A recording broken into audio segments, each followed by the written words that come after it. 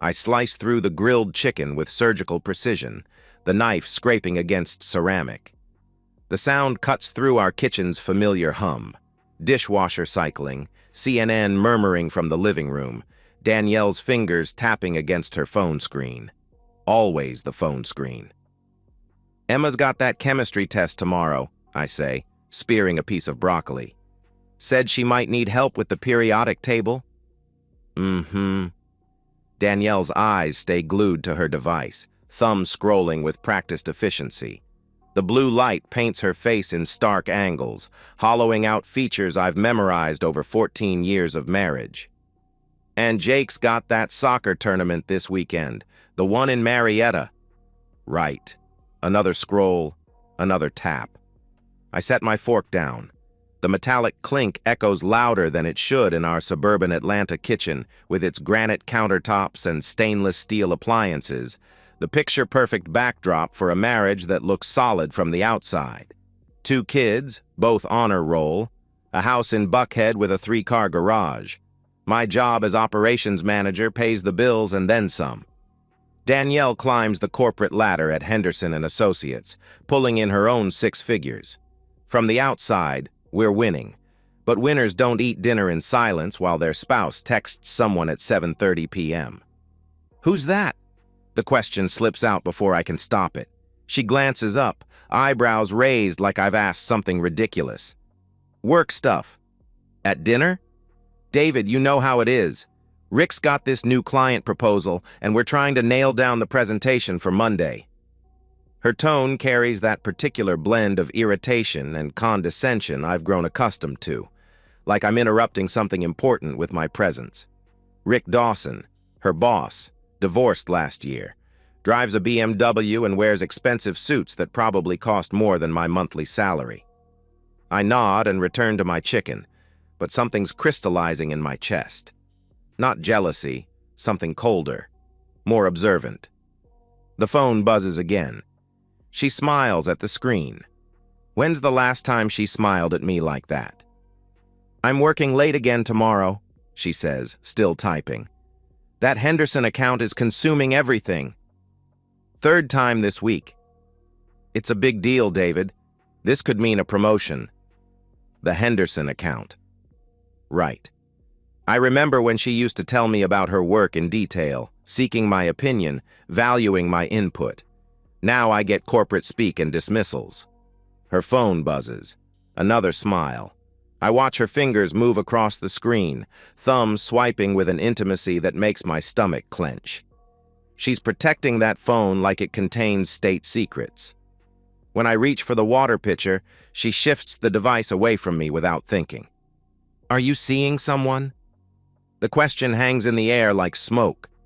Danielle's fingers freeze over her phone. She looks up, and for a split second, I see something flicker across her face. Panic, maybe. Or guilt. Then she laughs. Not the nervous giggle of someone caught off guard. Not the sheepish chuckle of embarrassment. This is something else entirely. A sound that starts in her chest and rises through her throat, full of genuine amusement, like I've just told the world's most absurd joke. Seriously? She sets her phone face down on the table, finally, and leans back in her chair. David, come on.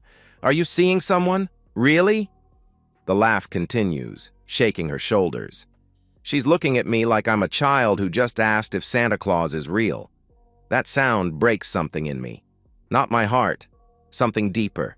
More structural. The foundation I've been standing on for 14 years cracks, and through the fissure, clarity floods in.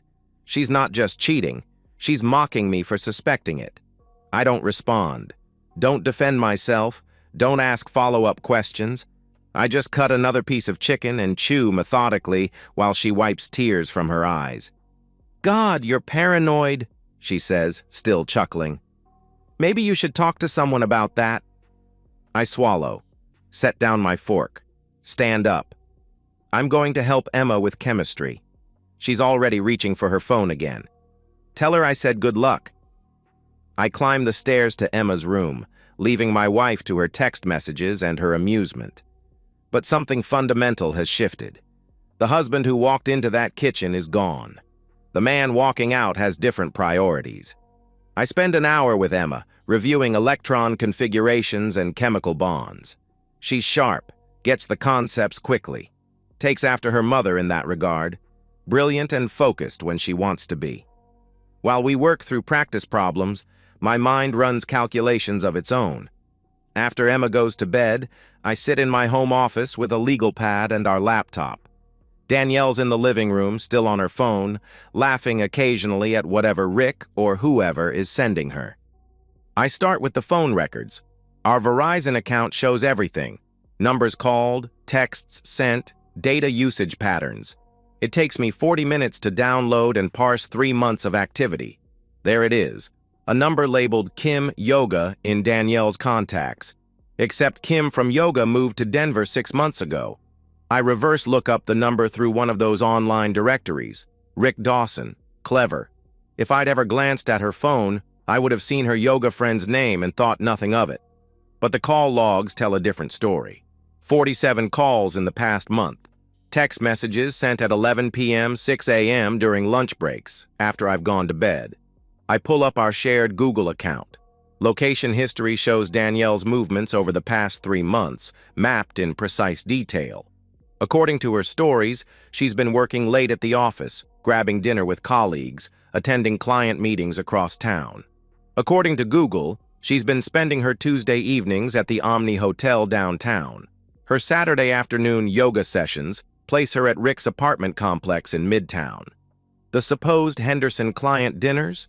Expensive restaurants where she and Rick apparently enjoy intimate conversations. I open our joint credit card statements. There's the hotel charges, the restaurant bills for 2, a charge at Victoria's Secret on a Tuesday afternoon, the same day she told me she was stuck in budget meetings until 8 p.m.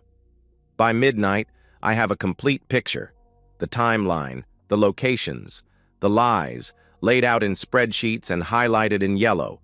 I should feel devastated, betrayed, angry. Instead, I feel focused.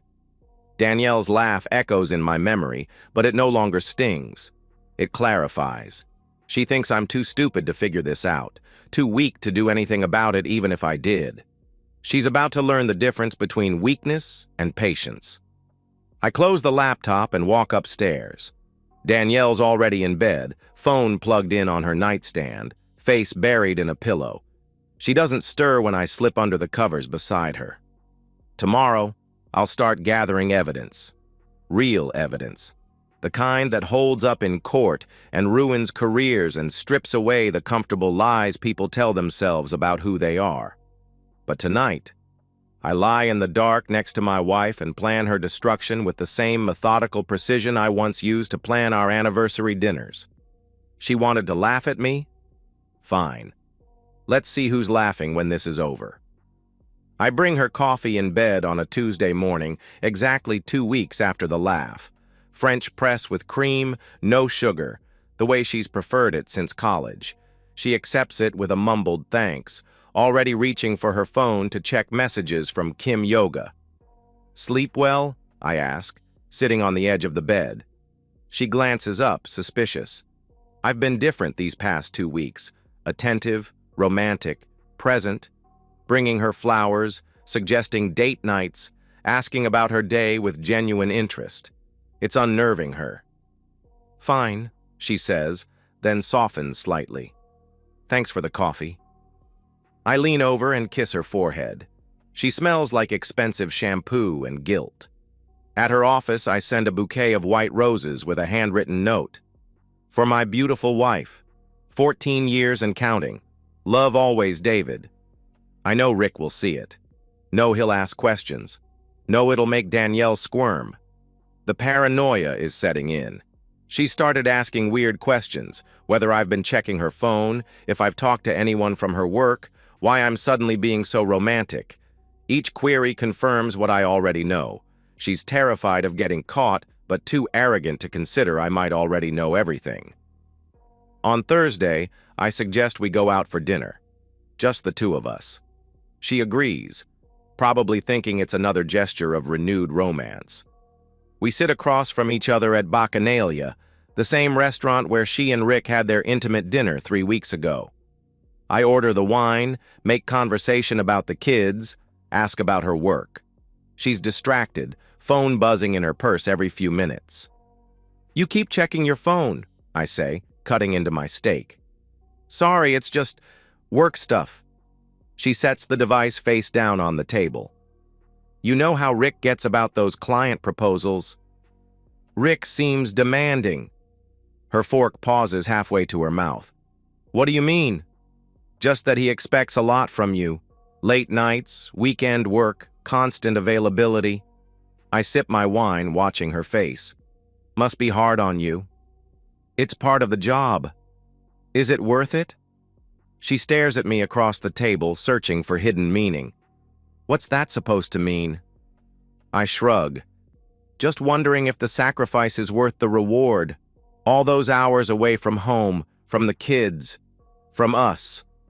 The silence stretches between us like a taut wire. She fidgets with her napkin, glances at her phone, takes a long drink of wine. "David, is there something you want to ask me?" Perfect. She's going to crack. I lean back in my chair, smile gently. "Like what?" "I don't know. You've been acting strange lately. The flowers, the dinners, the questions about work. It's like you're..." She pauses, searching for the word. "Like I'm what?" "Like you're checking up on me." I let the silence stretch again. She's gripping her wine glass so tightly her knuckles are white. "Danielle," I say finally, "are you happy?" The question catches her off guard. She blinks, releases her grip on the glass. "What kind of question is that?" "A simple one. Are you happy? With us? With this life? With our marriage?" She opens her mouth, closes it, looks around the restaurant like she's seeking an escape route. "I think," she says carefully, "that we've been in a rut lately, both of us." "A rut?" "Yeah. You know, the same routines, the same conversations. Maybe we need to shake things up." I nod thoughtfully. "How would you suggest we do that?" This is it. The moment she's been building toward for weeks. I can see it in her eyes. The decision to come clean, but on her terms. To control the narrative. "Well," she begins, setting down her wine glass, "I've been thinking that maybe we should take some space. Not a separation exactly, but some time to figure out what we both want." Space. Yes. I know it sounds scary, but David, we've been together since college. Maybe we need to remember who we are as individuals before we can be better as a couple. The audacity is breathtaking.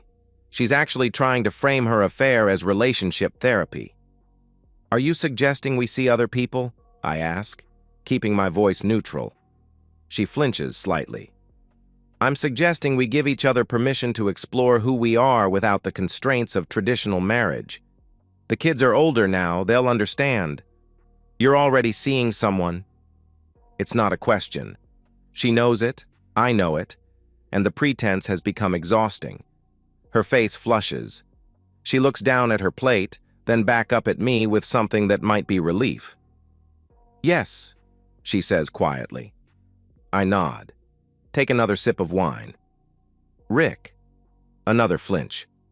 "How did you... Does it matter?" She straightens in her chair, and I watch her transform.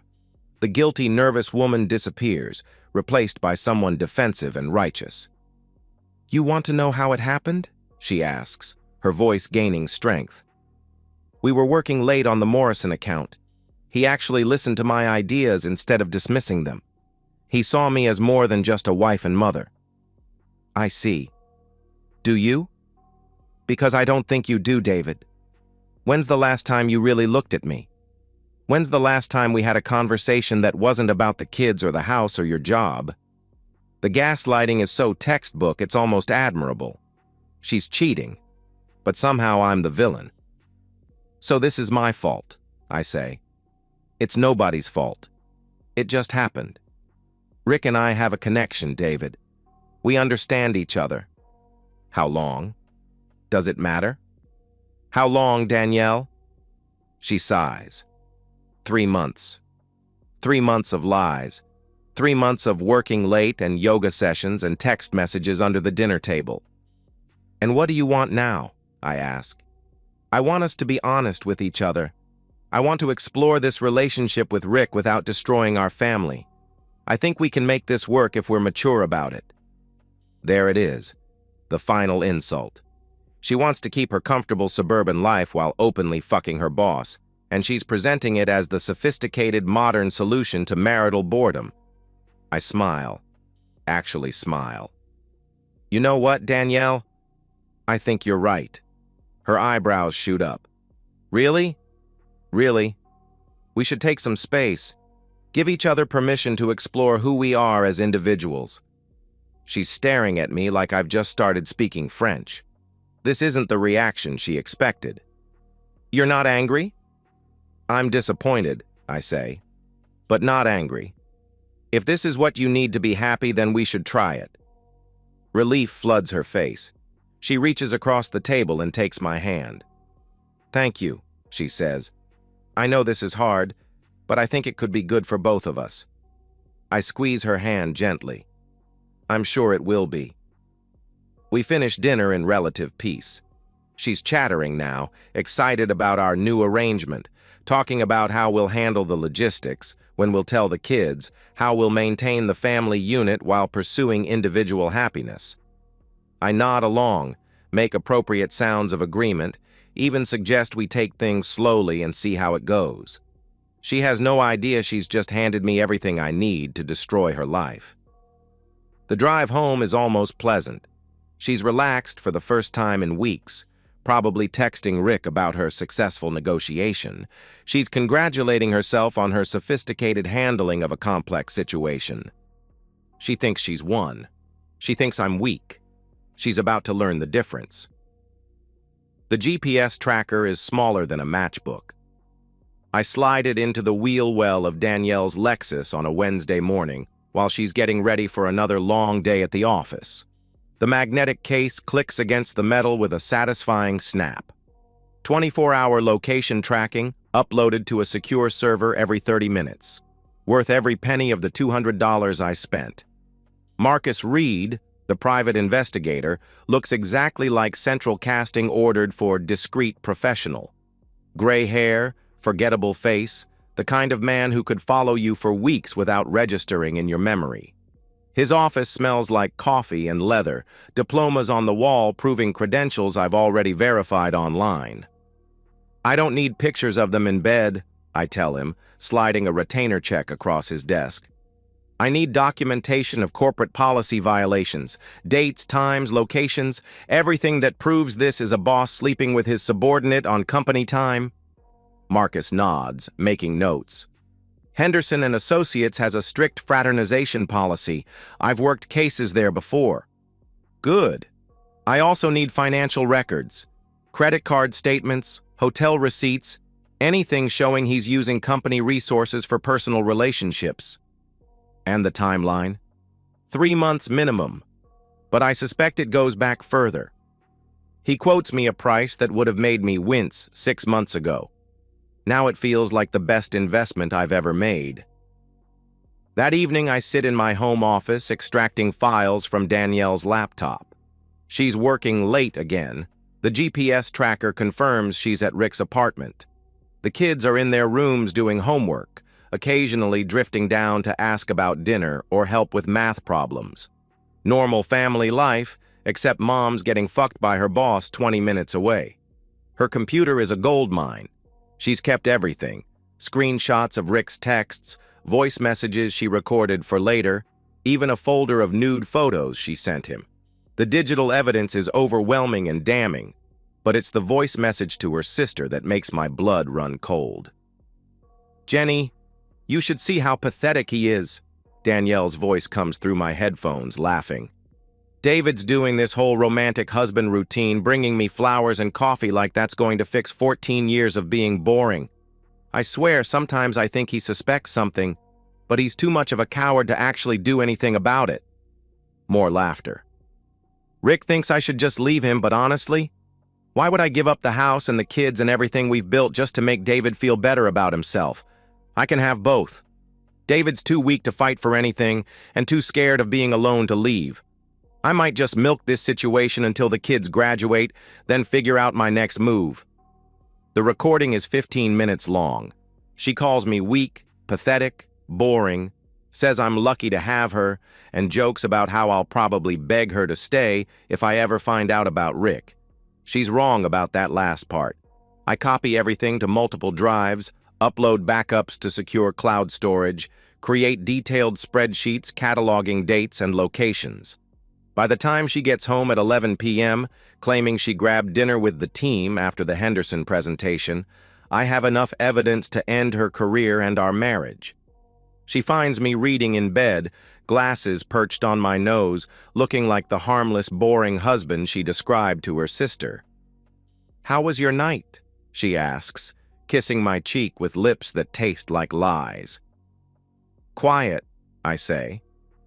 "Helped Jake with algebra, made Emma some tea for her sore throat. Normal stuff." She nods, already reaching for her phone to check messages. I'm exhausted. That presentation ran so long. I watch her scroll through texts, probably from Rick, probably planning tomorrow's lunch meeting that will actually be a hotel room fuck session. "Sleep well," I tell her, turning off my bedside lamp. She's already typing a response to someone. The blue light illuminates her face, and for a moment, I remember the woman I married. Brilliant, ambitious, beautiful. The mother of my children. The person I trusted with my life. That woman is gone. What's left is someone who calls me pathetic behind my back while accepting my flowers and coffee and anniversary gifts. The next morning, I make the call to Henderson and Associates' HR department. "I'd like to report a potential violation of your company's fraternization policy," I tell the woman who answers. "I have documentation of a supervisor engaging in a sexual relationship with a subordinate. I'll need you to submit that in writing," she says, "with supporting evidence. I have screenshots, location data, and financial records. When can I bring them in?" Friday afternoon, I sit in a sterile conference room with 2 HR representatives and a company lawyer. I slide the manila folder across the table and watch their faces change as they review the evidence. Text messages between Rick and Danielle arranging hotel meetups during business hours. Credit card receipts showing Rick paying for romantic dinners while claiming business expenses. Location data proving they've been together during supposed client meetings. "This is quite thorough," the lawyer says, flipping through bank statements and phone records. "I believe it represents a clear violation of company policy," I reply, "as well as potential misuse of corporate resources." They exchange glances. Henderson and Associates can't afford a sexual harassment lawsuit or the publicity of a boss fucking his married subordinate on company time. "We'll need to investigate," the HR director says. "This may take several days." I understand. "I assume you'll be discreet during your investigation?" "Of course." I stand to leave, then pause. "Oh, one more thing. I've prepared a second folder for Danielle's husband, just in case he's interested in what his wife has been doing on her business trips." I smile and walk out, leaving them with the evidence and the implications. That weekend, Emma asks me directly, "Dad, are you and Mom getting divorced?" We're sitting in my office, supposedly reviewing her college application essays. But she's too smart, too observant. The tension in the house is palpable. I set down her draft and look at my 17-year-old daughter. She has her mother's intelligence, her grandfather's moral compass. She deserves honesty. "Your mother is having an affair with her boss," I tell her. "So yes, we're probably getting divorced." Emma's face crumples, then hardens. "I knew it. The way she's been acting, always on her phone, never really here even when she's here. I'm sorry you have to deal with this." "Are you okay?" she asks, and the role reversal, my child comforting me, breaks my heart. I will be. We all will be. Jake takes it differently. At 13, he's old enough to understand betrayal, but young enough to still idealize his mother. When I tell him the truth, he gets quiet for a long time. "Is that why she's always texting?" he finally asks. "Yes." "That's really messed up, Dad." "Yes, it is." Their reactions, Emma's protective anger, Jake's quiet disappointment, remind me why precision matters. This isn't just about my wounded pride or Danielle's mockery. It's about showing my children that actions have consequences, that betrayal carries a price, that some lines can't be uncrossed. Monday morning, I call the divorce attorney my brother recommended. Patricia Vance has a reputation for being ruthless, thorough, and very expensive. Her office overlooks downtown Atlanta, all glass and steel and intimidating legal degrees. "I want everything," I tell her, sliding across the same folders I gave to HR. The house, primary custody, her retirement accounts, everything we've built together. Patricia reviews the evidence with professional detachment. This is comprehensive, almost suspiciously so. I'm very thorough. Georgia's a no-fault state, but adultery can still impact asset division and custody decisions, especially when there's evidence of corporate misconduct and financial impropriety. She quotes me a retainer that's twice my monthly salary. I write the check without hesitation. "How long do you need to prepare?" I ask. 2 weeks for the initial filing, but I'd recommend we coordinate with her employer's investigation. If she's terminated for cause, it strengthens our position significantly. "She will be." Patricia raises an eyebrow. "You seem very confident." "I'm very thorough," I repeat. That evening, Danielle comes home early, looking shaken. She's been called into HR for what she assumes is a routine policy review. She has no idea they're building a case against her and Rick. "Everything okay?" I ask, handing her a glass of wine. "Just work stress," she says, but her hands are trembling slightly. "Sometimes I think Rick pushes us too hard, you know? All these late meetings and client dinners. The irony is exquisite. She's starting to realize that her affair might have professional consequences, but she still thinks I'm the naive husband who believes her lies about client dinners. "Maybe you should look for a different position," I suggest. "Somewhere with better work-life balance."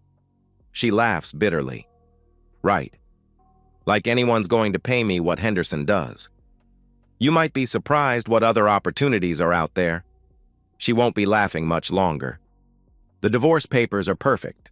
Patricia's paralegal has crafted them with surgical precision. Every asset cataloged, every infidelity documented, every lie cross-referenced with phone records and bank statements. The custody filing is particularly devastating, citing Danielle's pattern of deception and absence from family responsibilities. I review the documents one final time before signing. There's something almost artistic about their thoroughness, the way each paragraph builds toward inevitable conclusion. "The subpoena timing is crucial," Patricia explains, sliding the papers across her desk. "We want maximum impact with minimum opportunity for her to prepare a response. She's going to a concert Friday night, the Ritz-Carlton. She thinks she's celebrating her upcoming promotion." Patricia's smile is predatory. "Perfect. Public service in a hotel lobby. Very humiliating." I initial the last page and hand her the signed documents. "What about the asset freeze?" "Effective immediately upon service. She'll wake up Saturday morning locked out of all joint accounts, credit cards canceled, her name removed from the house deed." The precision is intoxicating. Every detail planned, every contingency covered. Danielle thinks she's been clever, managing 2 relationships, playing me for a fool while building her career. She has no idea she's been walking into a trap for weeks. That afternoon, I drive to Kroger and buy ingredients for the kids' favorite dinner: homemade lasagna, garlic bread, Caesar salad. Normal family groceries for what might be our last normal family dinner. Emma helps me layer the pasta and sauce, sensing the significance without understanding it completely. "Dad, whatever happens with Mom, I want to stay with you." she says quietly, grating Parmesan cheese. Why? Because you're the one who's here, really here. Mom's been gone for months, even when she's sitting right next to us. Jake appears in the kitchen doorway, drawn by the smell of garlic and the sound of honest conversation. Are we telling her tonight? He asks. Number tomorrow she'll find out everything at once. Good, Emma says firmly. She doesn't deserve advance warning. Their anger surprises me. Not its existence, but its clarity. They've been watching, evaluating, reaching their own conclusions about their mother's behavior. Danielle's betrayal isn't just against me, it's against the family she claims to love. We eat dinner together, all four of us, for the last time. Danielle picks at her lasagna, distracted by her phone, planning her romantic evening with Rick. She mentions the concert casually, says she's going with some people from work, asks if I can handle the kids' weekend activities alone.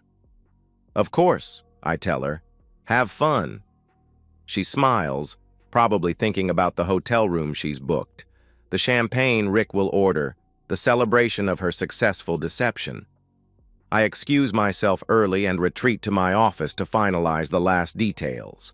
The process server's instructions are precise. Lobby of the Ritz-Carlton, 7:30 p.m., woman in black dress carrying concert tickets. He's done this before, knows how to make the moment as devastating as possible. The custody papers will be delivered to Rick's apartment Saturday morning.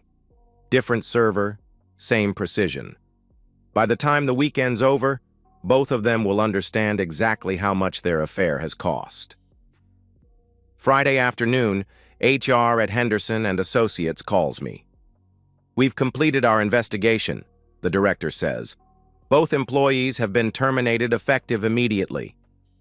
For policy violations, among other things. Thank you for bringing this to our attention. The timing is perfect. Danielle will walk into that hotel lobby thinking she's celebrating her career success, carrying tickets to a concert she'll never attend, planning a romantic evening with a man who no longer has a job. Instead, she'll get divorce papers, custody filings, and the realization that her comfortable life is over. I help Jake with his homework, drive Emma to soccer practice, maintain the illusion of normalcy while my wife prepares for her downfall. She's upstairs getting ready, probably choosing lingerie Rick will never see, applying makeup for photos that will never be taken. At 6 p.m., she comes downstairs in the black dress I bought her for our anniversary last year. She looks beautiful, confident, excited about her evening of betrayal. How do I look? She asks, twirling slightly. Perfect, I tell her, and mean it. She looks perfect for destruction.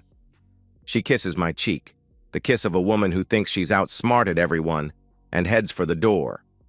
Don't wait up, she calls over her shoulder. I won't need to.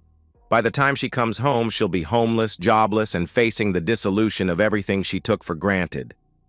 The kids and I watch a movie, make popcorn, enjoy the peaceful evening. Around 8 p.m., my phone buzzes with a text from an unknown number.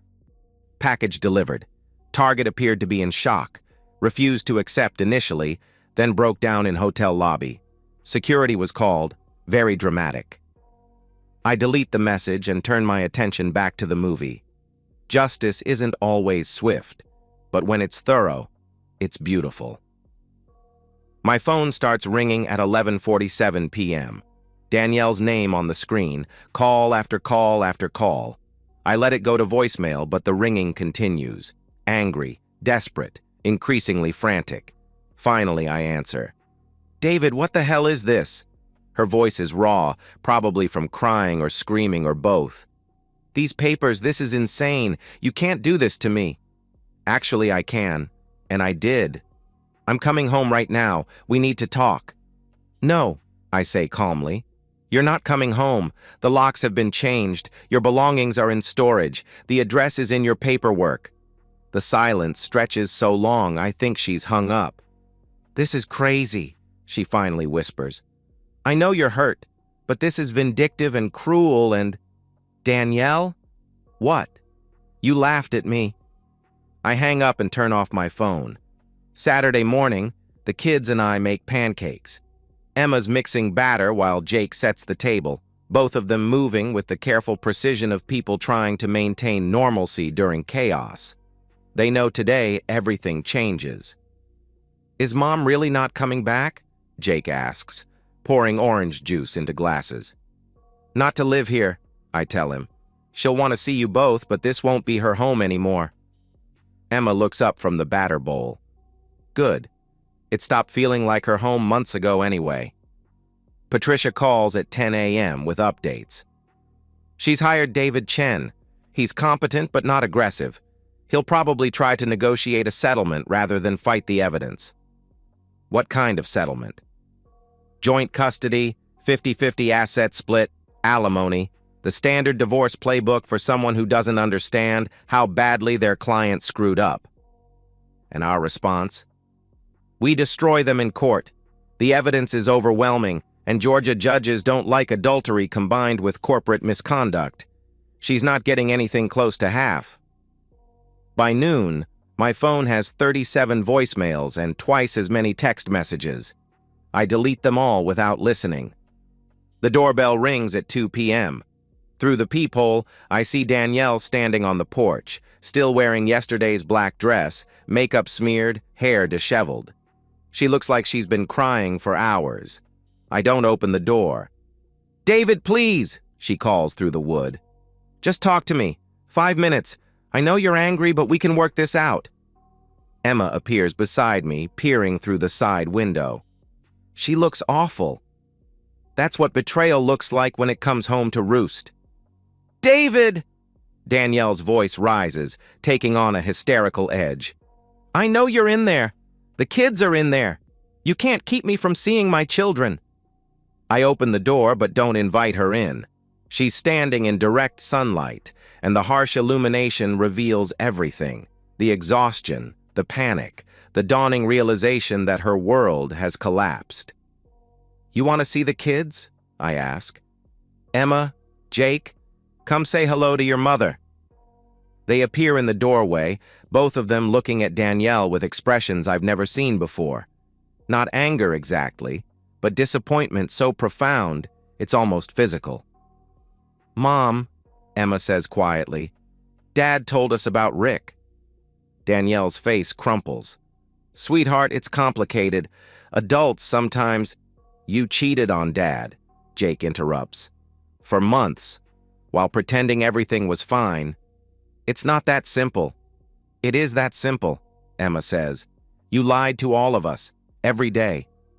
Danielle looks between her children and me, searching for an ally, someone who might offer sympathy or support. She finds none. "David, we need to talk. Privately." "No, we don't. Our lawyers can handle everything from here." "This is insane." The hysteria breaks through completely now.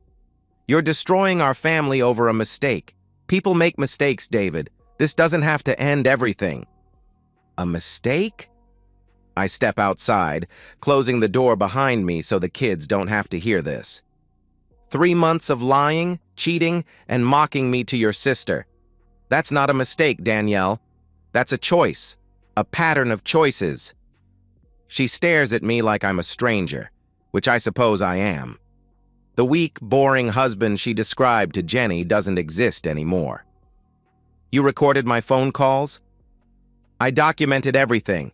Your affair, your lies, your plans to milk the situation until the kids graduated. Did you really think I was too stupid to figure it out? Too weak to do anything about it?" Her face goes white. She remembers that conversation with Jenny, remembers calling me pathetic and weak, remembers laughing about how I'd probably beg her to stay. "David, I never meant—" "Yes, you did. You meant every word, and now you get to live with the consequences. But Rick, they fired him too. His career is ruined." "Good." The finality in my voice seems to hit her like a physical blow. She staggers backward, gripping the porch railing for support. "This isn't you," she whispers. "The David I married wouldn't do this. The David you married died the night you laughed at him for asking if you were cheating. What's standing here is what you created. I turn to go back inside, then pause. Oh, and Danielle? The concert tickets were my idea. I wanted you to have something to remember last night by. I closed the door and engaged the deadbolt, leaving her alone on the porch with the wreckage of her choices. Monday morning brings more updates from Patricia. She's asking for mediation. Her lawyer thinks they can negotiate something reasonable. What did you tell them? That reasonable flew out the window when she committed adultery and corporate fraud. We're going to trial. The discovery phase is a bloodbath. Every text message, every hotel receipt, every lie documented in excruciating detail. Rick's termination for cause becomes public record. The company's investigation reveals thousands of dollars in fraudulent expense claims. Danielle's lawyer tries to argue that her personal life shouldn't impact custody decisions, but the evidence is overwhelming. A mother who lies to her children for months while pursuing an affair isn't exactly Parent of the Year material. The court date is set for 6 weeks out. In the meantime, she's staying in a studio apartment across town, working as a freelance consultant for a fraction of her Henderson salary. Her sister Jenny has stopped taking her calls. Her parents fly in from Phoenix, but their visit is strained and brief. She's learning what isolation feels like. The preliminary custody hearing is devastating. The judge reviews the evidence, not just the affair, but the pattern of deception, the late nights, the missed family events while she pursued her relationship with Rick. Mrs. Grayson, the judge says, looking over his glasses, you've essentially been absent from your children's lives for months while conducting this relationship. Why should the court consider joint custody when you've already demonstrated such disregard for your parental responsibilities? Her lawyer scrambles for explanations, but the evidence speaks for itself. She's granted supervised visitation pending the final hearing. That night, Emma finds me in my office reviewing financial statements. Dad, are you happy now? The question catches me off guard. What do you mean? With what happened to Mom? Are you happy she's suffering? I consider the question seriously. Am I happy? Satisfied? Vindicated? I'm not happy she's suffering, I tell my daughter. I'm relieved that the truth finally came out. I'm satisfied that actions had consequences. But happy? No, Emma. I'm not happy about any of this. Good, she says. Because for a while there, you were starting to scare me. Her honesty hits like a punch to the chest. She's right. Somewhere in the process of destroying Danielle's life, I've become someone my children barely recognize. Strategic, calculating, ruthless. I'm sorry, I tell her. This whole situation, it changed me in ways I didn't expect. Just don't stay changed, okay? We need our dad back. The final court date arrives on a gray Tuesday in November. Danielle sits across the courtroom looking hollow, diminished. 6 months of consequences have aged her years. Rick is nowhere to be seen. He moved to Charlotte after his termination, probably starting over with a new identity and new lies. The judge's ruling is comprehensive and brutal. I get the house, primary custody, most of our shared assets. Danielle gets supervised visitation, limited alimony, and her retirement account. The children can choose whether to spend weekends with her once they turn 16. She signs the papers with shaking hands, officially ending 14 years of marriage and cementing her status as the woman who threw away everything for a 3-month affair. Outside the courthouse, she approaches me one last time. Was it worth it? She asks. Destroying me like this? I didn't destroy you, Danielle. I just stopped protecting you from the consequences of your choices. She nods slowly, understanding finally settling in her eyes. I suppose I deserved this. Yes, I tell her. You did.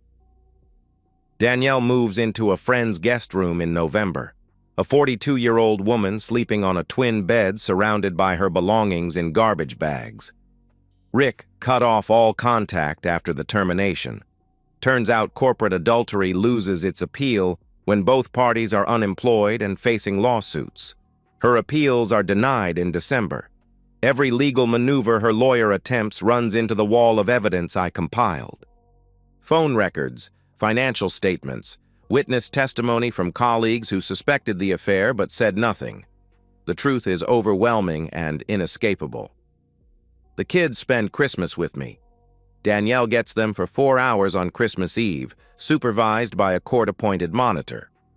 Emma returns home angry. Jake returns quiet and sad. They both seem relieved when the visit ends. She cried the whole time, Emma tells me. Kept saying how sorry she was, how she never meant for any of this to happen. But she did mean for it to happen, Jake adds. She chose Rick over us every day for months. Their clarity amazes me.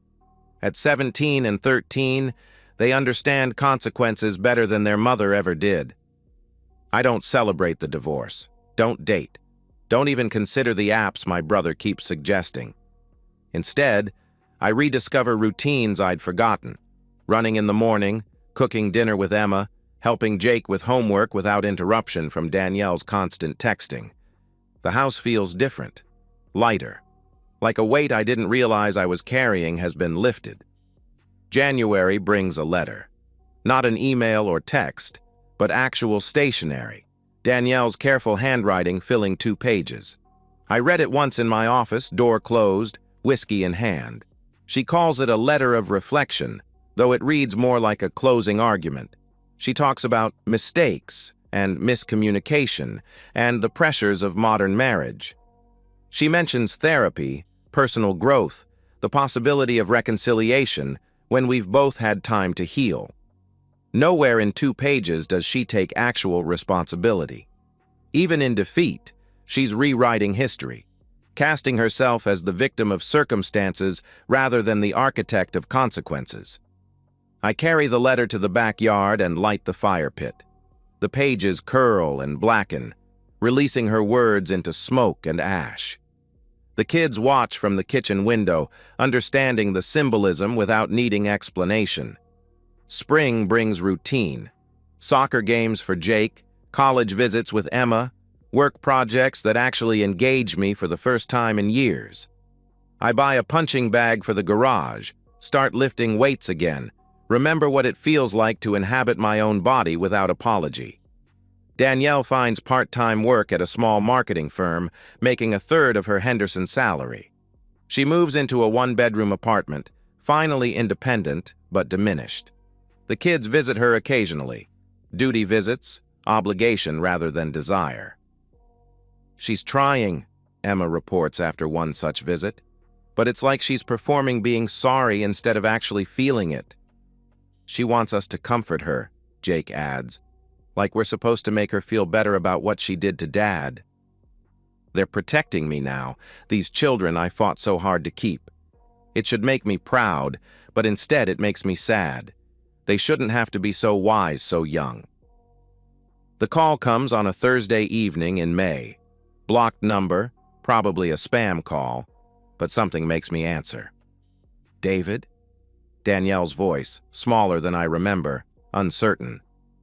What do you want? I wanted to say... She pauses, searching for words. I wanted to say I didn't think you'd actually do it. Do what? Fight back. Destroy everything. I thought you were... weak? A long silence. Then, quietly, yes. I laugh.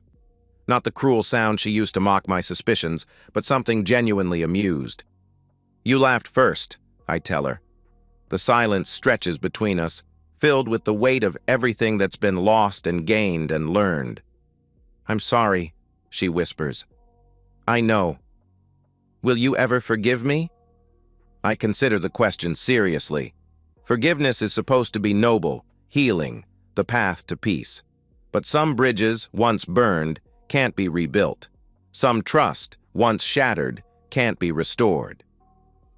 I've already forgiven you, I tell her. But that doesn't mean I trust you, or want you in my life, or believe you've actually changed. The kids will make their own decisions about you when they're older. That's not my choice to make. Another pause. Then, "Are you happy?" The question surprises me. Am I happy? Different, certainly. Stronger, probably. At peace in ways I didn't expect. Yes, I realize. I think I am. Good, she says, and she sounds like she means it. I'm glad one of us is. Goodbye, Danielle. Goodbye. I hang up and delete her number from my phone. Not out of anger or spite, but because that chapter is finished. The man who answered that call is not the same person who asked if she was seeing someone over dinner 18 months ago. That man was murdered by a laugh.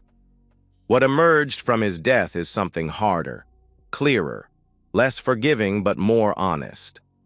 I walk into the kitchen where Emma is making tea and Jake is reading at the counter. My children, my responsibility, my purpose. They look up as I enter, checking my expression for signs of distress or anger. They find neither. "Everything okay, Dad?" Emma asks. "Everything's perfect," I tell her, and for the first time in years, I mean it. Outside, the sun sets over our suburb, painting the sky in shades of gold and red. Inside, my family, what's left of it, what matters, settles into another peaceful evening. The silence is no longer empty. It's full of possibility. And that's the end of today's story.